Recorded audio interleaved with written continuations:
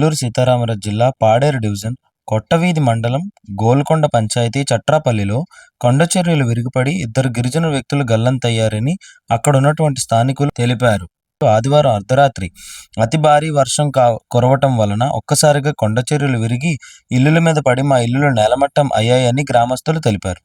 దీంతో పలువురు కొండచర్యల మధ్య బురదలో కూరుకుపోయారని, వీరిని గ్రామస్తులు వెలికి బయటకు తీస్తున్న సంఘటనలు హృదయాలను కలచివేస్తున్నాయని వారు తెలిపారు. ఇలాంటి బాధాకరమైన దృశ్యాలు ఇంకా ఎన్ని చూడాలని అక్కడున్నటువంటి ప్రజలు భయభ్రాంతులతో నిరాశ చెందుతున్నారు. అధికారులు, నాయకులు గ్రామాన్ని తక్షణమే ఆదుకోవాలని, మాకు తగిన న్యాయం చేయగలరని గ్రామస్తులు పడిగాపులు కాస్తున్నారు.